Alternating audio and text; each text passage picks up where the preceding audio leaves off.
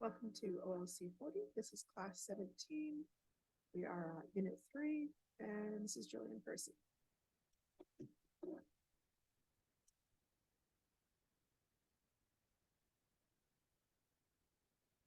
All right, OLC 40, class 17, unit 3. This is Jillian Percy. All right, you can reach me here in the studio at 1-800-465-7144. You can reach me at the office, 1-800-667-3703. You can fax me your work at 1-800-463-7852. And you can rewatch a show on YouTube at G Percy space Wassa. Okay, so usually we do grammar first, but we're going to do grammar kind of second today because there's a huge section on dialogue and quotations. So we're going to kind of reverse the order today. So I hope that's okay. Assignment 33 is about form, style, and tone. This one is worth 14 marks. It says, read the following passage and try to figure out what it is saying. You are then to answer the questions that follow. Wassa Distance Education Center is cognizant of the strengths, values, and traditions passed down through the generations of First Nations people. We have honored those who walk ahead of us, have respect for those who walk with us, and consider those yet to come. Wassa Distance Education Center encompasses the traditional education process by blending culture, tradition, information, and technology. This philosophy provides opportunities to demonstrate our commitment to the values, needs, and learning styles of our community. Our goal is to continue developing and implementing an education system that always takes into account the next generations. We will meet the needs of the present without compromising future generations and educate the people we serve so they will succeed in the modern world. So here are the questions about that passage. Number 1, what is the form of this piece of writing? Here's a hint. Many businesses and organizations use this form of writing. That's worth 2 marks. Number 2, what is the style of this piece of writing? Is it formal or informal? And tell me why you think that. Number 3, what is the tone of this piece of writing? Is it serious or is it casual, and why? If you're not sure about those, go back and check yesterday's class because we talked a lot about that yesterday. Number 4, when the writer wrote this, what do you think his purpose was? Explain what you think it is and why. Number 5, who do you think is the intended audience for this piece of writing? Number 6, do you think the form, style, and tone of this writing are appropriate to the audience you identified in question 5? And explain your answer. And it's fine to say yes, it's fine to say no, it's fine to say this part is and this part isn't. You just have to be willing to explain what your answer is. Number 7, there are several words in this writing that may not be familiar to, either because they are spelled incorrectly, used in a way that you haven't seen before, or are simply words that are not in your vocabulary. Choose 5 words that seem unusual or strange and try to find their meanings. Use any and every resource you can think of, including the context of what you read, to discover the meaning of these unfamiliar words. We haven't talked about context much. Context is kind of when you read a difficult word in a sentence and you don't know what the word means. So you kind of look at the content or the context around it to see what might make sense in that area. And if you can kind of think of a word that you think might mean the same thing and it makes sense, then there's a reasonable chance that might be the word. That's not 100%. It's just a thing that a lot of us kind of do. I don't always go to the dictionary every time I come across an unfamiliar word. Sometimes I do. And it's totally fine to use a dictionary for this. I'm just trying to explain what the idea of context is, okay? Okay. After that, we've got assignment 34. Assignment 34 is a journal entry, and it's called The Importance of Reflection, and this is worth 15 marks. So we've just spent a bunch of time thinking about subject, audience, and purpose. That was yesterday as well. Hopefully you've noticed a thing or two about tone, style, form, and levels of language. So it's time to put it all together in a journal entry. So your subject is how important or not important you feel it is to reflect on what you learn as you go through this course. For example, you may think these journal entries or reflections are a complete waste of time because you're not really assessing your skills as you go along, or perhaps you never set any goals, so you're not really meeting them. Or then again, you may think this journaling business is quite handy because it allows you to demonstrate and discuss your personal growth in reading and writing. Your purpose, like the reason for the writing, is to inform your audience of how important or not you feel it is to reflect on your literacy goals and your growth in literacy. Your audience is me, your teacher. The length is approximately a half page written. So I wanted to talk about this a little while because not everybody's used to doing these kind of reflexive thinking.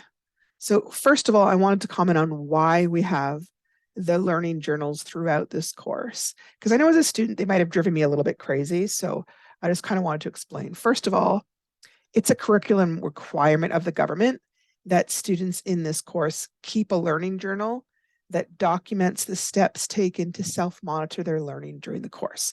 That's one really big reason, right? The government says in this course, they have to keep a learning journal. Okay, so we do.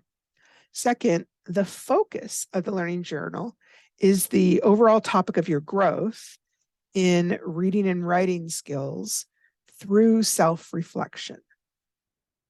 That is intended to give you ownership of your own learning, essentially so you can kind of become your own teacher in a sense as you learn to evaluate your own skills and progress. I know that if you don't know how to do something, you can't teach yourself, but as you become aware, hey, I'm not quite, being as successful practicing the skill as I want to, then you can either talk to me, do some reading, go to YouTube, and find out more how to do that skill. So we're trying to help you learn how to sort of self-monitor your own growth in literacy. The focus of this particular journal meets the requirement that students are supposed to demonstrate an understanding of the subject, audience, and purpose for writing and how that will influence their choice of form, tone, and level of language. And the whole reason I'm explaining this to you is because we're essentially partners in the learning process, right? I want to make sure that you understand that these assignments, they're not just made up for busy work. They're to encourage the practice and process of self-reflection on your literacy skills, and of course, to meet the curriculum expectations that the government has set out, okay? We talked at the beginning of this course, way back when, probably the first or second assignment, I think, about setting literacy goals for ourselves. And you may have gone through that process rather mechanically as a way of just completing the assignment rather than having adopted an actual literacy goal. And that's totally understandable. But if so, I really encourage you to rethink about your literacy goals and what really matters to you in this course, because it's really going to help you as we come to the end of this. There's a lot of self-reflection as we're going along, and it's going to be helpful to have an actual goal to reflect on. So sometimes we're hesitant to put our actual literacy goal into words in case it offends others or in case it doesn't sound like a real goal. But what is your real purpose in doing this course? Like, you've got one. Nobody just signs up and does a bunch of writing for no reason, right? So because thinking about your real goal can be helpful, whether you think the real goal counts as not. So here are some examples of possible real goals. Maybe you just want to read and write well enough to pass this course, because once you finish this, then you can get your high school diploma. That's totally valid. Or I don't like how my writing sounds and I want to learn how to improve it, so my writing says what I want it to say. Also valid. Time tests make me nervous, so I'd rather do the reading and writing in this course at my own pace over taking the Ontario literacy tests. Absolutely fine. I am hoping to go on to college after high school, so I want to make sure my reading and writing skills are good enough to be successful at college. Or another possible goal, my job is requiring more writing than I expected, and I want my writing to sound more polished and professional. So all of those are possible goals that you may have been hesitant to say were goals. So I was trying to kind of put into words for you, these are all totally acceptable goals, right? Because I have to learn how to do this to pass this course and get my diploma is absolutely a real goal, and that's totally fine. So then as we're kind of going through, you're still trying to assess, okay, have I learned to write well enough to meet the criteria for the course to be able to pass?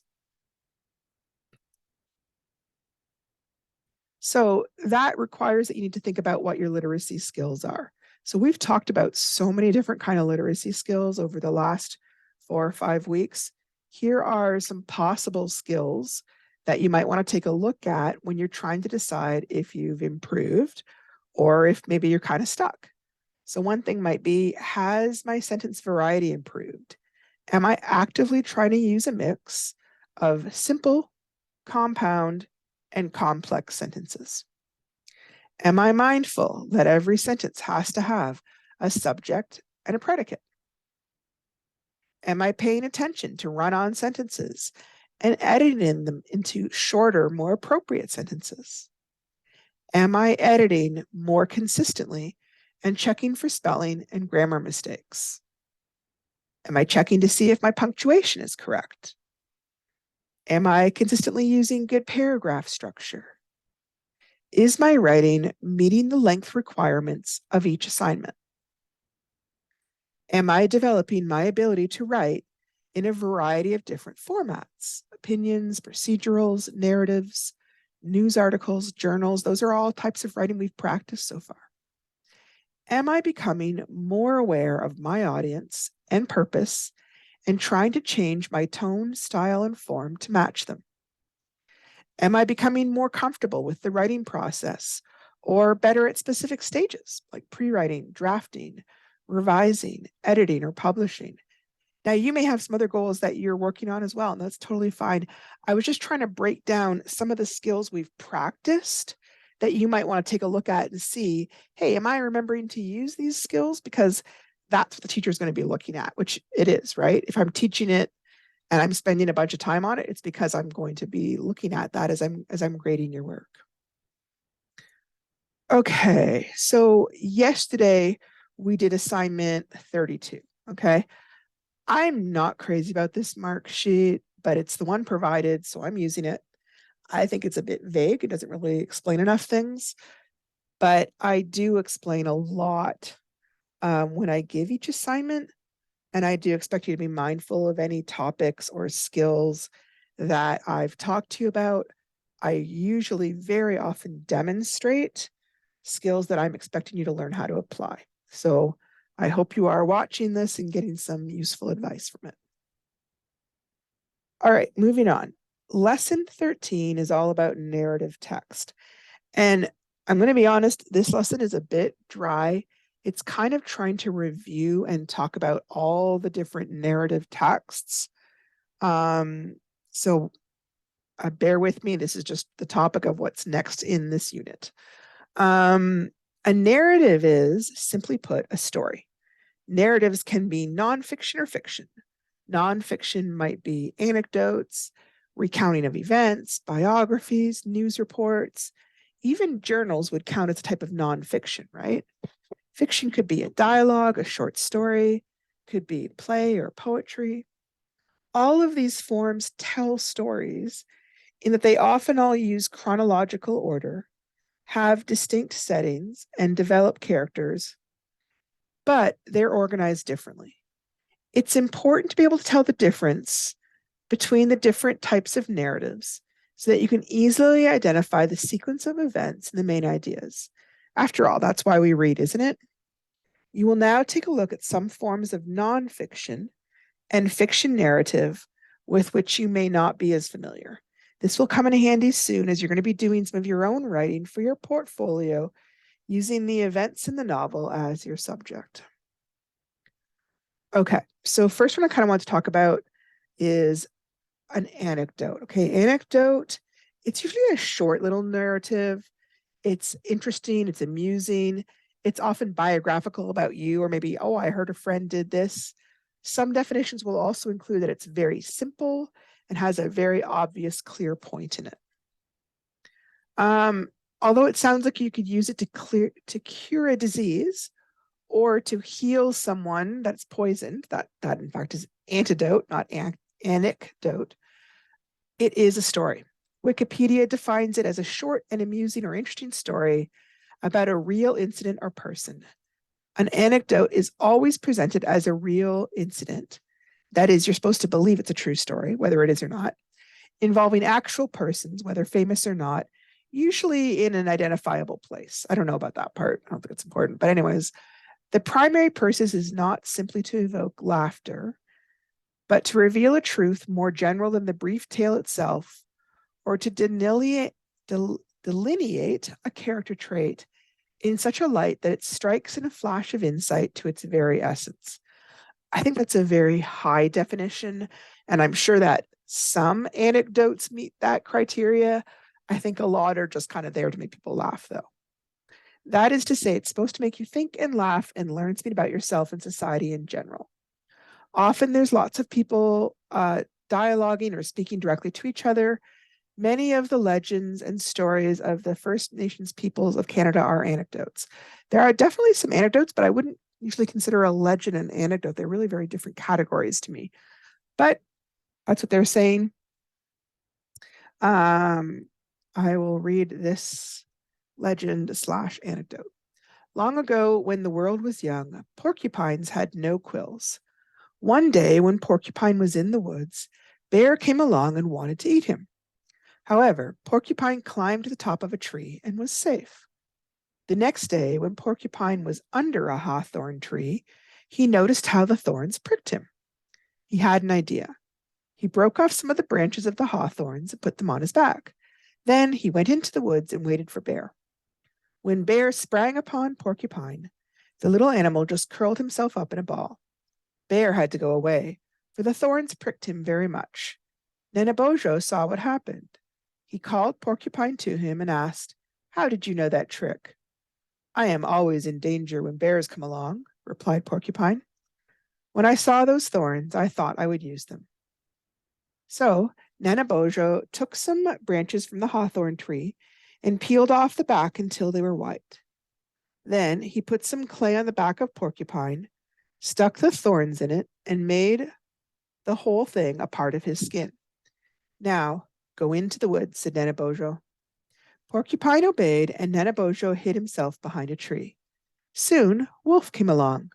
He sprang on Porcupine and then ran away, howling. Bear came along, but he did not get near Porcupine. He was afraid of those thorns. This is a story of why porcupines have quills today. This is a different example of an anecdote. This is more in like the funny vein and a little bit shorter. This is a story being told by Jimmy Carter. "I was president and I was fishing on the Snake River in Wyoming," Jimmy Carter recalled while a guest on The Tonight Show with Jay Leno. "I had the Secret Service with me and the military aides and also the White House physician, Dr. Bill Lucas, and I hung a big fish. It was a really nice fish. And I snatched the hook and the hook came loose and embedded itself in my face. And there I was with this fluffy thing sticking out. You know what a fly looks like. And it wouldn't come out, and I didn't know what to do. I could see myself coming back to civilization, and maybe with all the news media all around. So finally, Dr. Lucas put me on the ground, put his foot on my chest, and ran a fly line through the hook, held onto it, and snatched it out. So that was the biggest one I ever caught. So the joke there is he was his own biggest fish he ever caught, right? Recount. A recount is simply a retelling of events, either true or fictional. However, the phrase recount often implies that it's retelling true events. Usually I've heard recount as nonfiction and narrative as fiction, but it can be spoken of differently. A recount usually starts with an orientation as to what the setting is and who the people are. And then it usually tells the events in a chronological order. And finally, it will conclude or summarize the event or occurrence. So I wanted to talk about the difference between a recount and an anecdote a little bit. They do kind of have like a silly definition in the unit, but I'm not even going to go over it because I thought it was so silly. A recount can be long or short. Anecdotes are normally short. A recount can be funny or sad or even boring. Anecdotes are often focused on being amusing, although not always. Sometimes they might be kind of scary, but they're never just told for no reason, right? Anecdotes always have a purpose. Recounts don't necessarily have to have a moral or a lesson or a theme, although they can. Anecdotes generally have an obvious point to them, right? The person telling them has a very specific reason for telling that little story.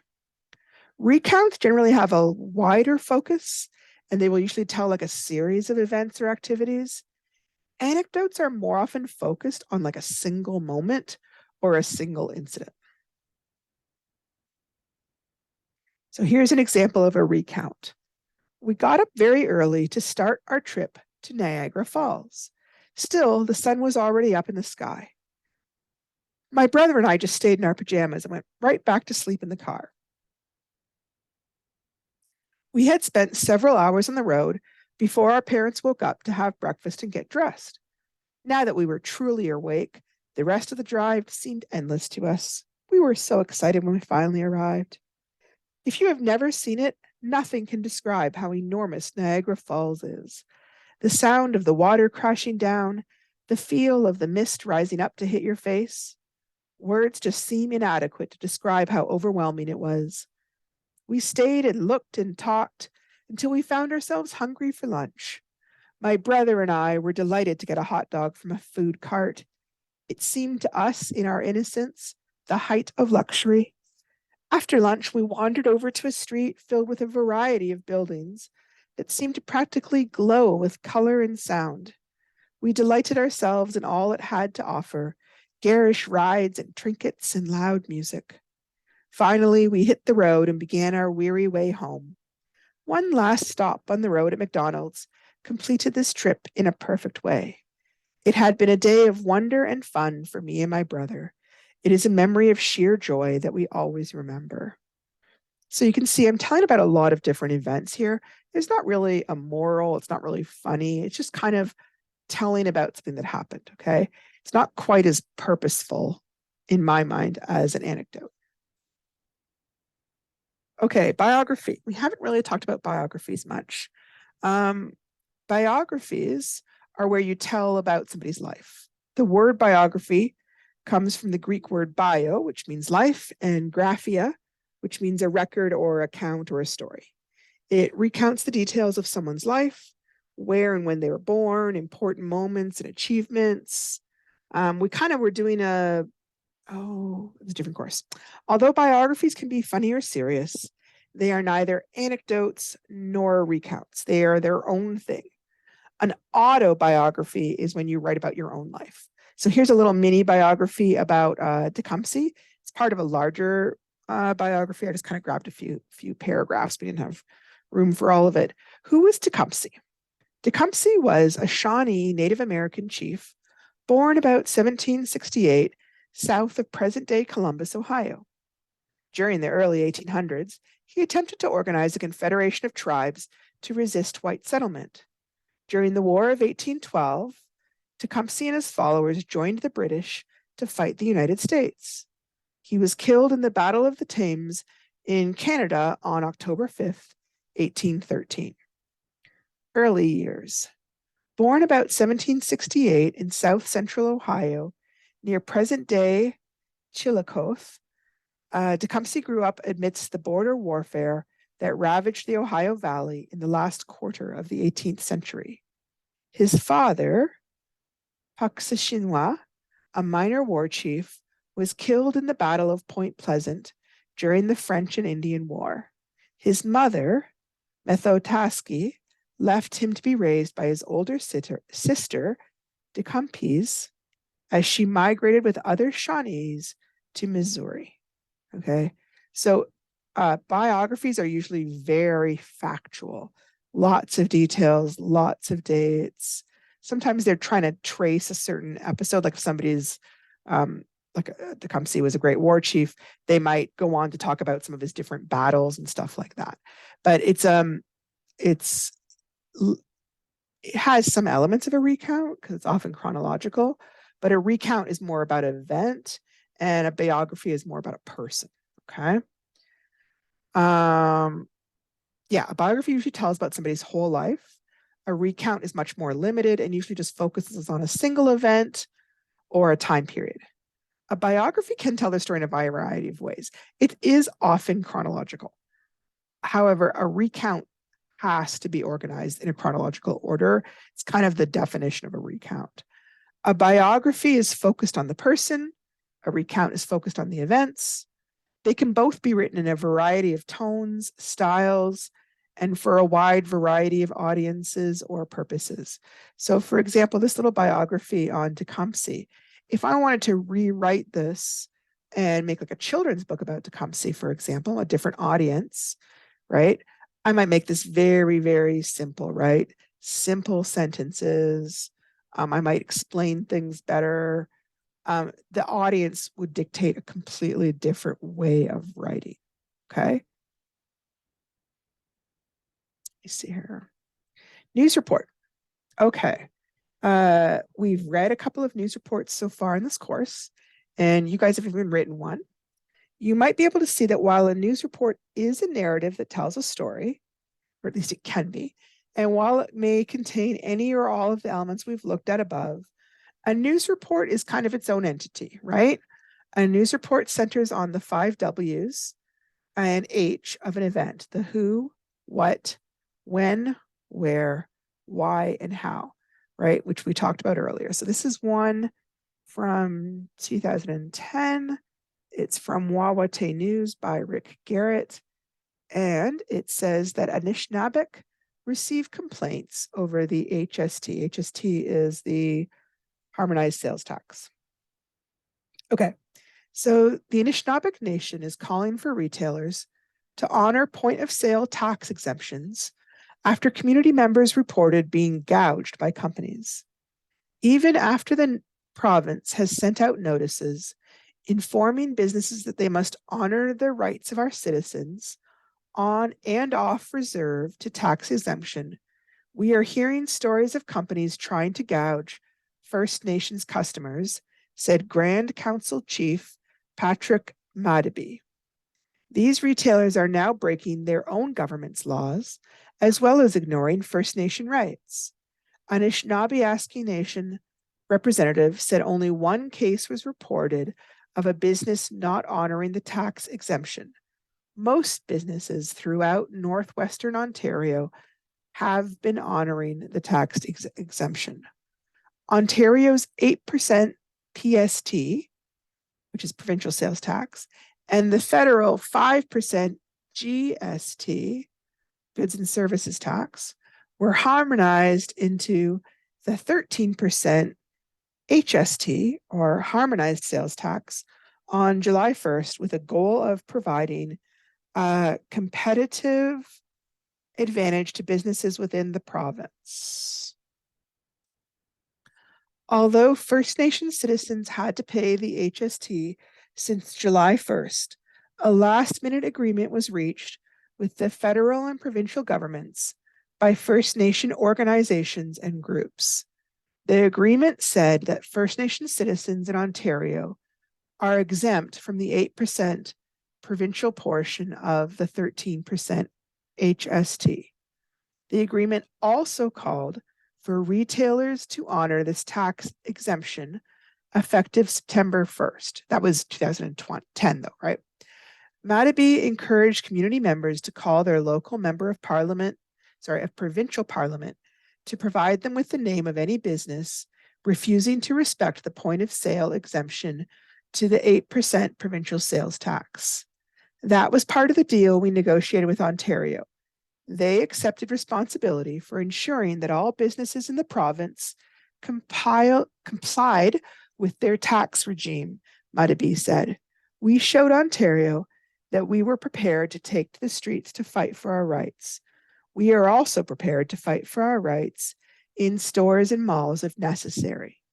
First Nation citizens can apply for refunds of the taxes they paid throughout July and August by filling out refund applications, which were to be made available after August 1st at band council offices, online at the Ministry of Revenue website at www.ontario.ca/tax change, or by calling 1-866-668-8297.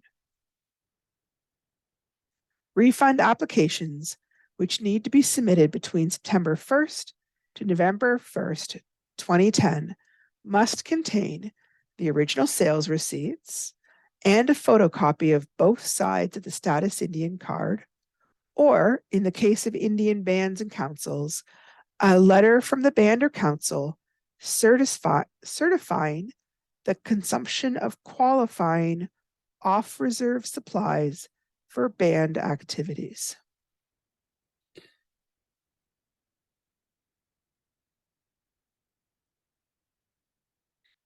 Short story. A short story is like a mini novel.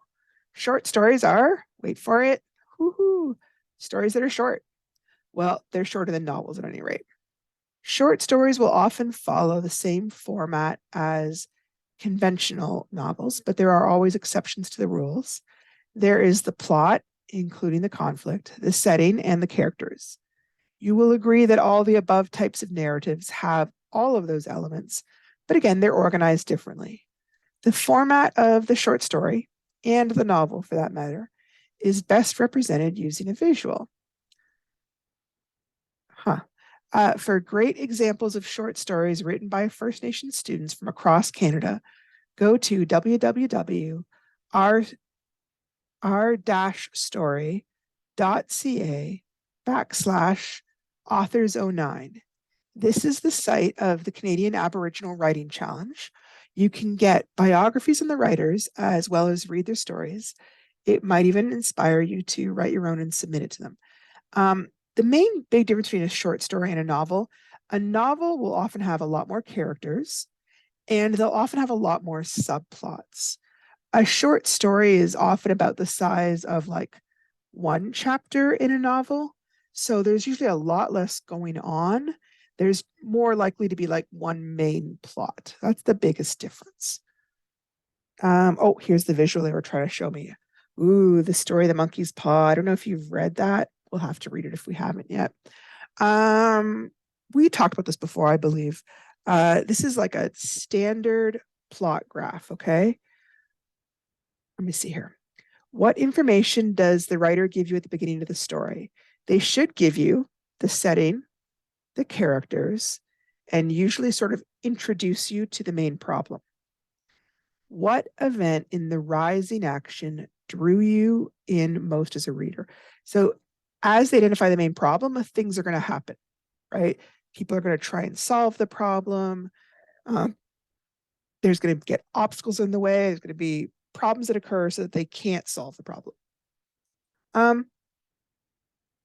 What types of conflict are present in the story, and how did you identify them? Remember that we talked about all the different types of conflict, right? Man versus man, man versus society, man versus nature, man versus the supernatural. This is all considered. Okay, the climax is the high point of all the excitement. It's like when the most action is occurring. Then it gets less exciting, right? Because the battle gets won or the girl gets rescued or whatever the big thing is.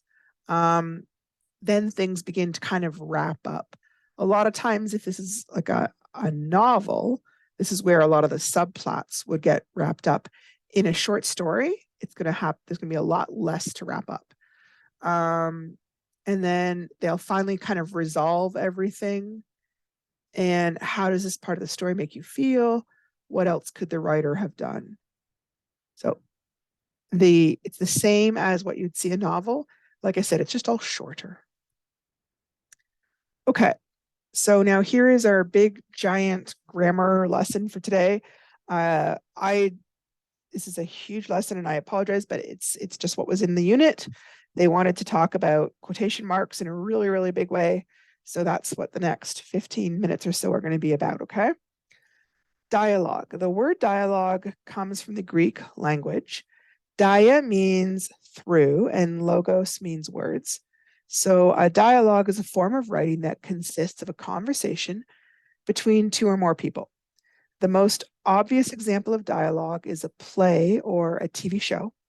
The story gets told through the conversation of the characters rather than a narrator. There are specific rules for the punctuation of dialogue. The pages that follow will give you an overview of the rules, as well as examples of using punctuation with dialogue. Now, I wanted to point out they're making it sound as if this is only true for fiction, but that's not right. The rules about quotations and speech are followed regardless of whether the words are fictional or real. So if you were writing a news story about a kidnapping or something, you would still follow these exact same rules, okay? They're followed regardless of whether what the writing format or form is. The only exception would be plays and certain types of interviews where they use colons instead of quotation marks to indicate speech, which we saw way back at the beginning. Okay. So quotations often use something that is called a tag, okay? The tag tells us who is speaking and it tells us how they are speaking. And it can come at the beginning of a quotation or in the middle of a quotation or it can come at the end of a quotation, okay? So here's some examples of at the beginning, right? He yelled, she whispered, the principal shouted, the teenager muttered. If the tag comes at the beginning, we use a comma at the end of the tag before we start the speech, okay? We also put a capital on the very first word, just like we always do because it's the beginning of a sentence. If your tag comes in the middle, like there's some speech and then a tag and then some more speech, we don't put any comma beforehand, but we do keep on putting the comma afterwards before we introduce the next bit of speech.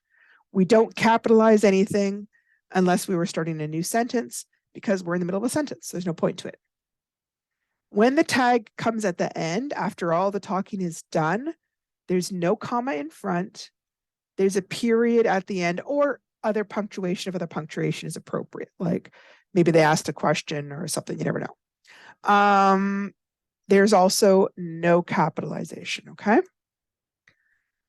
This is only relating to what we call direct quotations, okay?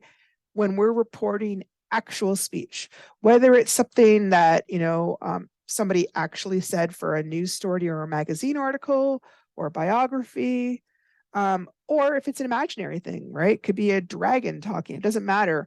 As long as it's what the person or thing is supposed to be actually saying, then we use quotation marks and all the rules we're about to talk about apply. That's for direct quotations. But sometimes in writing, we report what somebody else said in a general way rather than using an exact quote of their exact actual words.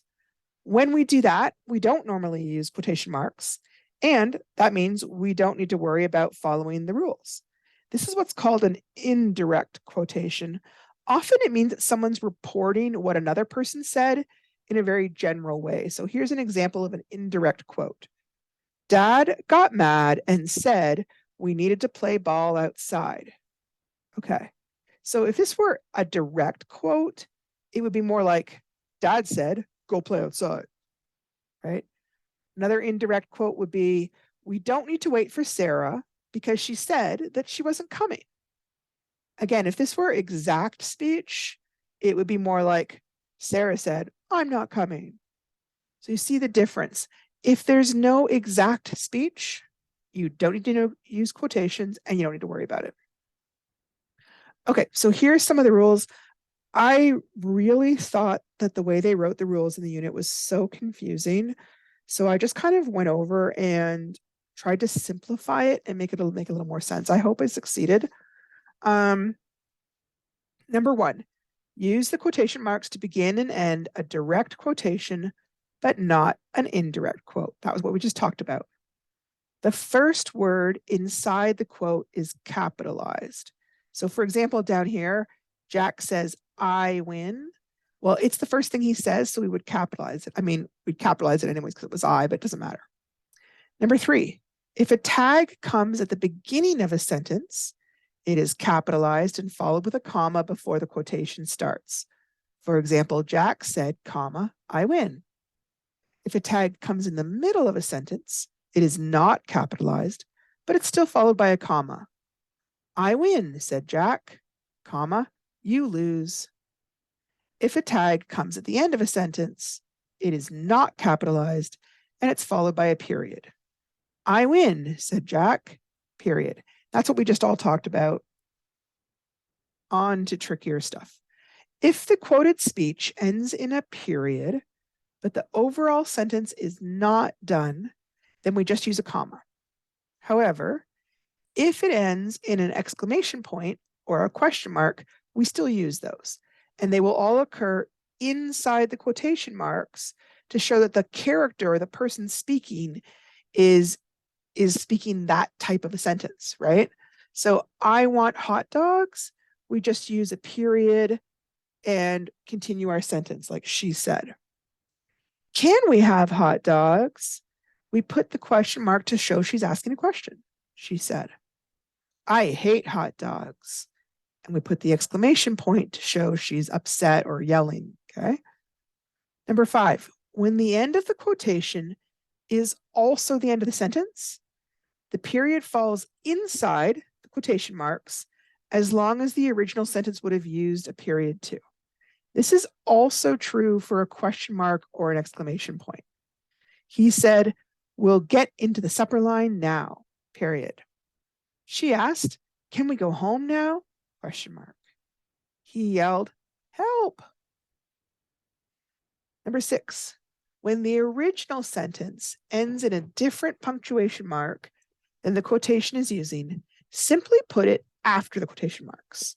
Put the correct punctuation for the quotation itself inside the punctuation marks. Did she really tell you? Get out of here. I can't believe he said, my real name is James Bond. Now, I am telling you this because I'm supposed to. In real life, it just reads so awkwardly.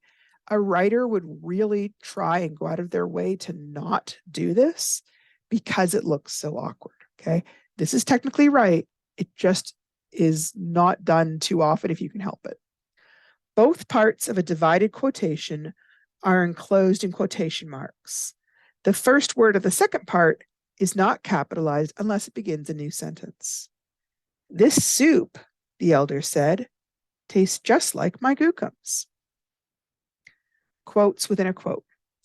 If you need to have one character directly quoting another character, then use double quotes for your main dialogue and single quotes for the quote within a quote. So here we've got Jimmy's telling what somebody else said to them.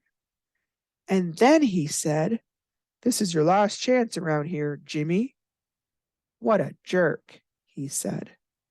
So we do double quotes for his talking and single quotes when he's quoting somebody else talking.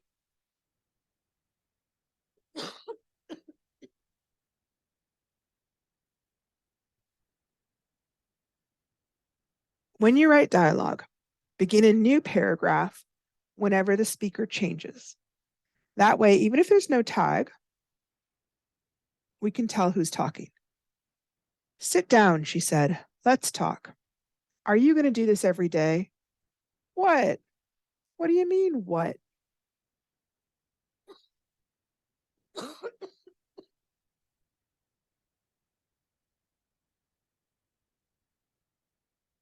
My apologies for the pauses here. My voice is beginning to go on me a little bit. Use a pair of dashes to indicate an unfinished statement or a question. It may get continued later or it may not.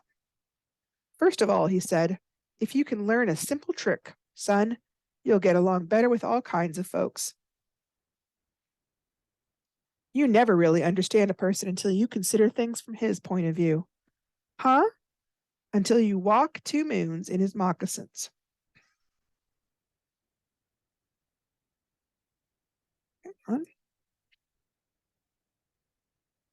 Okay, number 11.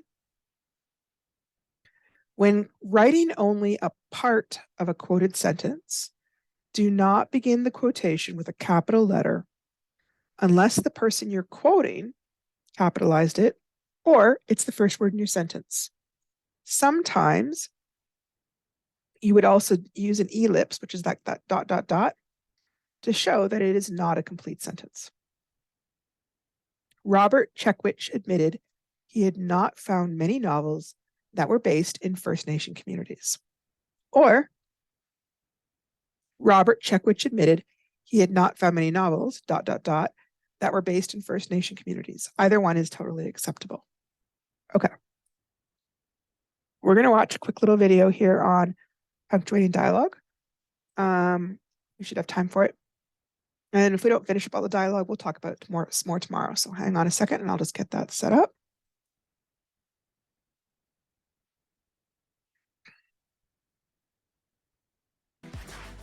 So whenever somebody speaks in a sentence, there's always what I like to call a speaker tag that shows that someone is actually talking. The most common speaker tag in English is said, like he said, she said, I said, whatever. But you could also have stuff like I whispered, or he yelled, or she replied. There are thousands of different speaker tags that you can use, but the point is that when you see these phrases, it usually means someone is actually speaking. Not always, but usually. Anyway, in today's video, we're just going to be talking about how to write lines of dialogue when the speaker tag comes before the spoken material. So like at the beginning of the sentence. Let's take a look at an example without any quotation marks or other stuff in there yet. I said, hello there. Okay, so in this sentence, what is our speaker tag? What words show that someone might actually be talking here? Answer is, I said. Okay, so if that's the speaker tag, then we have to look at the rest of the sentence and see if that's something that someone would actually say. We've got to see if it makes sense to be spoken out loud. And it does. It makes sense for someone to say hello there. Okay, so what do we do then? Well, since the words hello there are the ones actually being spoken, we put quotation marks around them. And notice how, at the end of the sentence, the quotation marks go on the outside of the period. Very important. Now, we have 2 more things to do. The first thing is that we need to separate the speaker tag from the stuff that's actually being said. And we do that with a comma. And the last thing we need to do is capitalize the first word of the spoken material. Why? Well, because that's the first word of this person's sentence. They're speaking a sentence. So we've got to capitalize their first word. Okay, let's see if you can do a couple. Here's the sentence without any quotation marks or anything else. He asked, do you guys want to go to the mall? All right, first step. What is our speaker tag? What words show that someone might actually be talking? Answer is, he asked. So now that we've found that, we need to read the rest of the sentence and see if that's something that makes sense for someone to actually say. Do you guys want to go to the mall? Yeah, okay, yeah, that makes sense. So the next step is to separate the speaker tag from the spoken material. And remember, we do that with a comma. And the final step is to capitalize the first word of the spoken material because that's the first word of this guy's sentence. 3 more. She said, I need to go home now. Okay, find your speaker tag. Boom. She said. Now read the rest of it. Does that make sense for someone to actually say? Yes, it does. So we throw some quotation marks up around it. Boom. Now we've got to separate the speaker tag away from the spoken material, so we throw a comma in there. And the last thing we've got to do is capitalize the first word of this person's sentence. But it already is capitalized, so we are good. 2 more. Mark said that he needed to leave at 5. Okay, find your speaker tag. Should be, Mark said. Now, read the rest of the sentence. Does that make sense for someone to actually say? And the answer here is no. This does not make any sense to say out loud. Think about it. Think about someone saying these words out loud. That he needed to leave at 5. Makes no sense. So what does that mean? Well, it means that no one's actually talking in this sentence.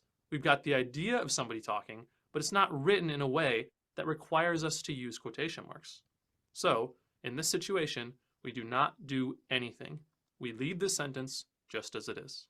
So that's something you got to watch out for. You can't just see a speaker tag and think, ooh, quotations, I've got to use quotation marks, because that's not how it works. You have to actually read the rest of the sentence to see if it makes sense for someone to say out loud. Okay, last one. The librarian whispered, please keep it down. All right, what's a speaker tag? Good. The librarian whispered, this whole thing. So, read the rest of it.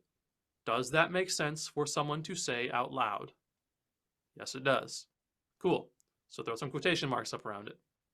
Then we've got to separate the tag from the spoken material, and after we do that, we've got to capitalize the first word of the spoken sentence.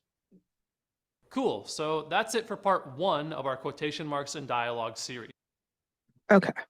So we've kind of run out of our time here. So we'll finish talking about dialogue tomorrow.